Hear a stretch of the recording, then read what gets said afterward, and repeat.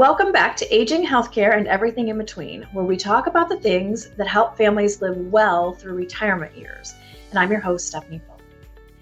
Now, as many of you know, I spend most of my time helping families navigate Medicare and retirement and just trying to protect what you've worked so hard for. And today we're talking about something that's really important and fits into that category, but it doesn't always make it to the conversation. And that is downsizing and decluttering. And we have the perfect expert to talk to us about this, Carolyn with Goldilocks Solutions. She and her team help families find that just right balance when it comes to simplifying and organizing and just moving forward with intention. So Carolyn, thank you for being here. Thank you. Thank you. This is a great opportunity to help some folks. So, yeah, everybody has these questions. You think, at some point during your retirement years, you want to simplify. You want to think about, how do I live the next phase of life? Do we want to stay in our current house? Do we want to sell and move closer to the kids? Do we need a smaller apartment in like a 55 plus community? But all of that includes getting rid of things. What do I do with my stuff? All of these memories, everything that we've accumulated through the years, what happens to it? So we are going to talk about how to declutter stuff, of course, but it's also more about safety and independence, right? And making sure that you choose where you are, where you want to be, and how you want to live that life, right? So a lot of times people hear downsizing and decluttering and they think it's just about cleaning out the closets. From your perspective, what is it really about? So you can downsize, as you referenced, you can stay in your own home and downsize there. Downsizing and decluttering is really about choosing what you want to keep. My business partner says it's shopping in your own home, and that resonates a lot with our clients in terms of, okay, I'm going to pick what I love most. And that can be a difficult process, but when you're downsizing, it can be furniture, it can be stuff, it can be space.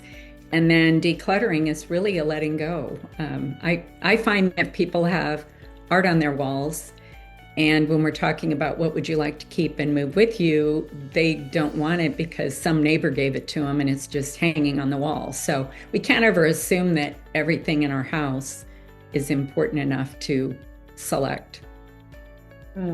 That's true. It's something you don't really think about. Do I really love this piece, or did it just get inherited somehow? That's right. That's right. Well, how much I see a lot of times when I go into people's houses, they have a lot of stuff everywhere, and I feel like they can't get through comfortably. I would think that impacts their safety, just mobility, and the ability to stay in their home. Do you help with that kind of stuff too, or what are your thoughts on that? We do. It's actually a growing area for us that we'll get a call. Maybe a child will call, but generally a client will call because they're uncomfortable, or perhaps it's been suggested if they want to stay in their home, their house needs to be arranged and they need less stuff. I will do our consultation, and people use the word, my mom's a hoarder, or I'm a hoarder, and that's more of a rare occurrence. They're what I call excessive accumulators. And that's really that point of which you start keeping, and then you're keeping, you're buying, you're keeping, and it's just piling up and it's overwhelming. So it's a safety aspect. It's what rooms do I need to use in which case. It's how do I move the laundry room upstairs, use my home more effectively. But I also think there's a mental component to it. There is anxiety of owning too much. And they know they have piles, and it's always, I talk about it, that clutter bug in your back of your mind is always going. So the bigger the pile, the more stressful it is. And it can actually impact health and everything else when you're living in that environment. So if it's so, we want to keep all the stuff, I guess, why is it so hard to let things go? It's too much, but why is it so hard? Well, it can be as simple with clothing. It's you invested in it and you might get heavy again, you might lose weight. So you're keeping everything with the I might need it component. So it can be as simple as that, as I can't get out of my head that I may need this item, all the way to I had tea with my grandmother on this china, and how can I let go of that? What we hone into is it's not the entire set. Could it be a teacup and a saucer? And is that your memory? Sometimes people have collected things and they no longer are interested, but they feel connected to why they have it. They may have awards, they may have things related to work. So it's somehow an emotional connection to a part of their life. And I think our job when we're working with people and sorting is to help hone in on the why. And maybe they keep one thing, or we lay early on in our time, we had a house that was full of things, and we took 12 brown turtlenecks and laid them out on the bed, and it helped our client. And then we asked her to pick 3. Well, she maybe could have done it herself, but that probably would have gone back in the closet. And so it's different strategies, but we're organizers, but because of our background, we approach it from an understanding of the emotional side. Mm-hmm. And so tell me more about what you guys do. You're certified senior move managers, but you could just come in to help people declutter, but you could be moving them. Tell me all the things that goes along with this. It's really the range of anything that you need with things. So we are organizers, so we can come into anyone's home. We worked with young moms that are overwhelmed with all stages of clothing and toys and reorganize their house for their easier living. We have people who want to age in place. We have another area. I have a call today of someone who wants to put their house on the market. And so it's going in and decluttering. So that component, but our core really is helping people get into a smaller space or staying in their current home. So all of those complexities of moving with us, it starts with, could be 2 or 3 months before, what am I keeping? And that's super hard part. And then we're finding a mover. And then we're, how do I pack? How do I arrange the move? How do I plan with the dates? And for us, it's important that people create a home that feels like home. So, and we don't want them staying in motels the night before. They're really staying in their home. We're there first thing in the morning. And by the end of the next day, it's so fun. They're not there with us, which people can't believe this happens, but we have got to know them. They trust us. They walk in at the end of the day for the reveal. And their lamp is just where it was on the same table in the corner. Their towels are hung, their bed's made. And it takes that very scary proposition of getting from A to B out of the way. We are interior designers. So we hang art, which is a lost service. There's fewer and fewer people that do that. We do floor planning, shopping for furniture, reconstructing homes. We manage that. So, and then we have a new arm of liquidation management, which is, what do I do with this stuff? So that's almost a standalone service that's needed all over St. Louis. So it's soup to nuts. We don't do what you do. We don't do healthcare. We don't get into legal or financial, but anything else is fair game for us. Anything with the move and the stuff. I have lots of questions there. I was thinking this would have been perfect for one of my clients the other day. She's 94 and she's always lived on her own. And then her kids came in and said, nope, you got to move somewhere. And she had lived in that house for 30 years and she was trying to do it all by herself, put things in boxes and figure out how to fit into this new space. And something like this would have been amazing. And like you said, she would have been comfortable going into that new space because it's all her stuff and she doesn't have to unpack and all of that. So I love that you guys do that service. And I will say people get trapped by their stuff. So you have clients, you've talked about that, who know they want to. They either want to downsize, stay in their home, move to a community. So they bring it up, but they don't do it. And it's because of the process. And it's because of the choosing and the parting with. And so you see that every day with people that need to move, want to move, but they're stuck. And That's really where a company like us comes in. Yeah, they want to move closer to their kids, but they ask me, do you know anyone who takes this? Or do you know, what can I do with this? So if someone doesn't necessarily isn't ready for your services yet, but they want to do something on their own, how do you even start? What's step one? I think, for example, for your client, where people get hung up is they start focusing on who's going to take this, where does this go, and they're spinning. We think it's the mindset of what am I keeping is what allows us to move forward. So we use the little colored dots that indicate, it's going with me, and you can stick those on a cabinet full of things or a piece of furniture underneath. It's a designating. So if you're getting close to your move, I would go through the process of grouping what you're keeping. If you started stickering everything you're not keeping, then that's just a huge process. So we want to whittle down to what's going. We do the furniture part first. We do the floor planning early on, because when people know what furniture will fit and what's going with them, a lot of that calms down. So that's easier said than done. I will tell you that I'm a co-owner of the company. I'm extremely knowledgeable about it, but I do not do it well. So I have used our company multiple times and had to have that conversation about what are you keeping and why. So that's really your first step. In separating, though, I think it's very hard. I will say your spouse can't do it, and your children usually can't do it. So if you weren't hiring a company like ours, I would find a friend. We did have a client whose friend had started at the beginning with them. So that's not afraid to be honest, but get someone from outside the family to help you as well. Okay, that's all really good advice. I remember hearing you talk once before, and that sticker thing, it stayed with me.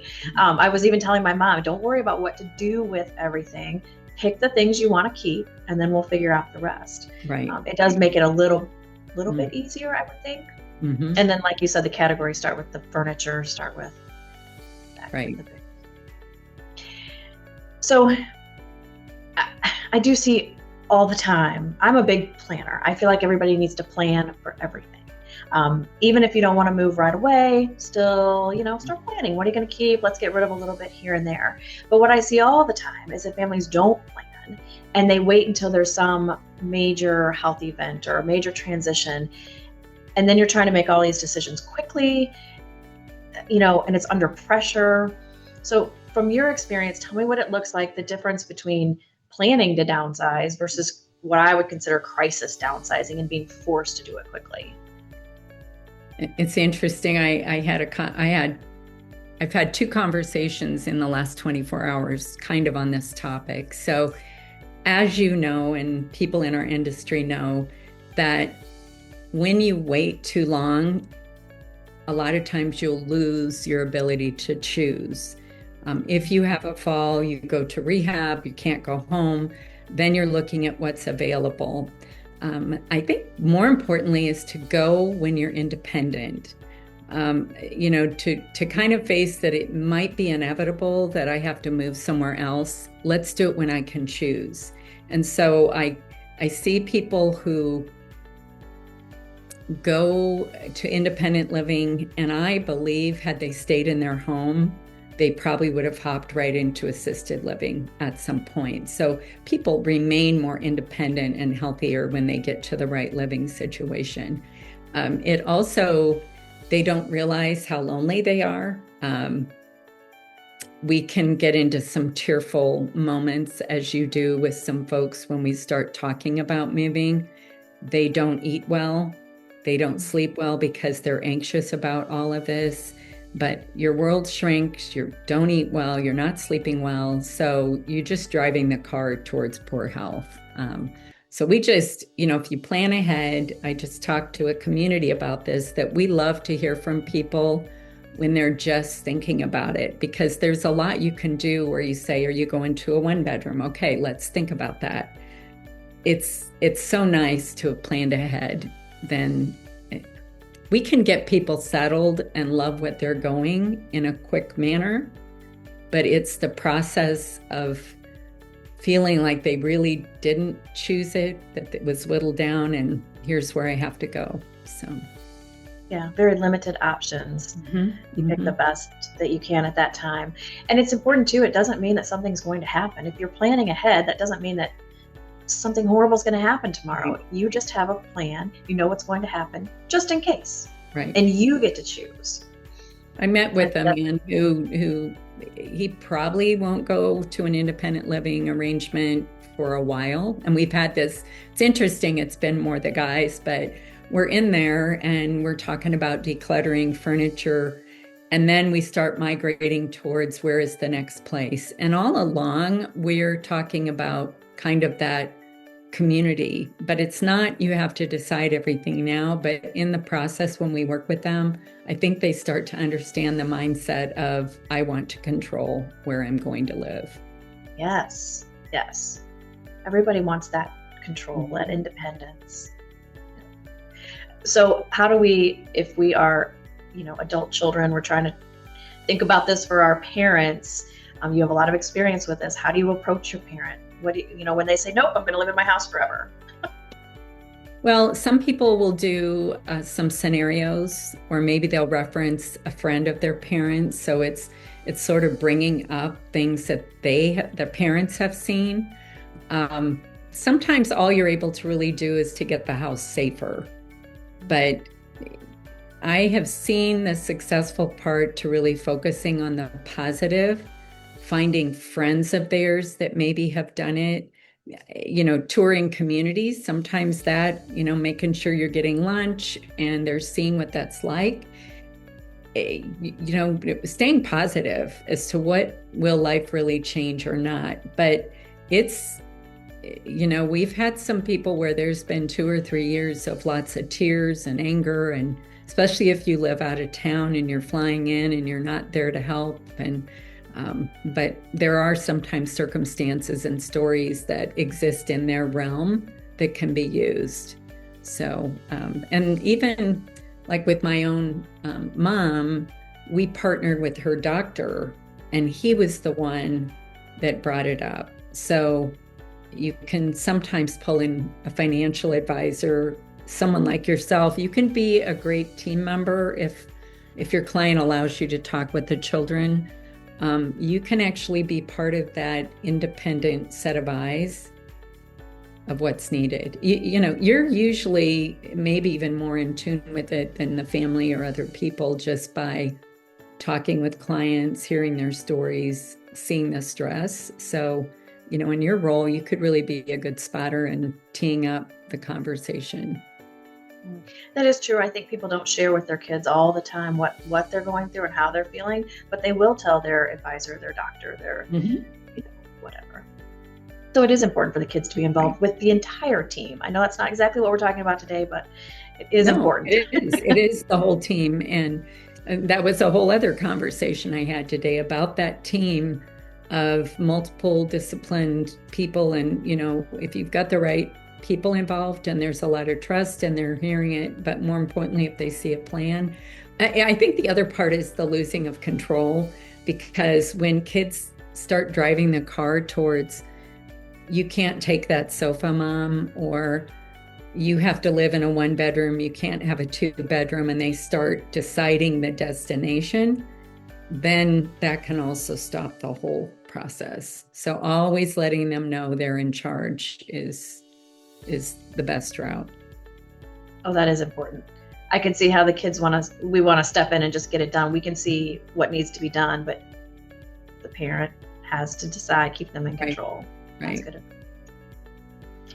Is there anything that you see that, families wish they would have done sooner, or anything that we should be watching out for? I think that when a family member might say that they didn't pay attention to what was happening, we do hear that they wish they would have somehow found a way to intervene. When they see how happy their parents are in a community, there's that, I wish I would have done this sooner. But I also think there's I wish I hadn't done that. I wish I hadn't hurt my relationship by trying to force these decisions. Um, it's so hard to know where things need to be and to know what safety is for your parents and to be in what you see an unsafe environment. It's really hard. It's really hard conversations, but we do see that. I also think that sometimes there's a lot of happiness when you're sorting through collections or that sort of thing, bringing the grandkids in, but we don't leave enough time. So families regret that they didn't start doing it at every holiday gathering, doing something fun, talking to them about the stuff that, sometimes it's rushed and everybody ends up taking stuff they don't want, or giving away things mom might have wanted. And it maybe could have done it in more of a planned, positive approach. Yeah, something you really don't think about. Mm-hmm. And one last thing I would say is our advice is if you can, move out first. We've had situations where the kids started and mom started thinking about what are we going to do with this stuff inside, and there's frustration and no one wants this, and they're kind of living in a chaotic, not great feeling. And what we've heard people say after that is, I wish we would have just moved and gone back. So trying to do it all at once can be a challenge. I mean, we do that. That's part of what we do. But the best scenarios is where there's what you said, that plan. Yeah. Yeah. It's just like with Medicare and long-term care. When families plan ahead, there are options. But when you don't plan, your options are very limited. Your decisions are rushed, and they're being made for you instead of you being able to make them. So. Do you have any final things that we haven't talked about that you want to make sure people know about? Well, if you think about where you're, I love to talk about stuff, and I'm a student of it. And we do some classes on accumulation, and so considering your audience. I really think that we've got to stop buying in bulk. We've got to stop hanging on to a bread maker because we might make bread again, or a sewing machine because we might do this. The clothes, hanging onto all the clothes, the tools, that living in that world of we might. The other thing I would say is to quit. If you're taking free things and you bring them home, if you have 40 pens, you really need to kind of be clearing that out. So managing what you own in advance, 20 years before you're going to have to move, you develop habits. But I think accumulation is a challenge. And then, at my age, if I keep accumulating, I could find myself stuck. So just kind of stopping the behavior and hanging on to things is really important. Yeah, I could see that. And is there anything, if we just want to do it a little bit here, a little bit there, what do you actually do? Is it just sending it to Goodwill, or what do you do with the things? So how do we find out that information? Yeah, if you were doing it a little bit at a time, there are options in St. Louis, a consignment, or perhaps somebody would purchase an item from you. We're seeing a lot of Facebook Marketplace if people are comfortable with that. The reason is that furniture hardly has really any value. Antiques don't. And so it can get frustrating thinking someone's going to want to go to the expense, drive to your home, pick things up. But Marketplace can get rid of things. We kind of use a process of finding a way, if possible, that there would be some money coming from items. And there's a lot of different resources we use. Then we go to donation.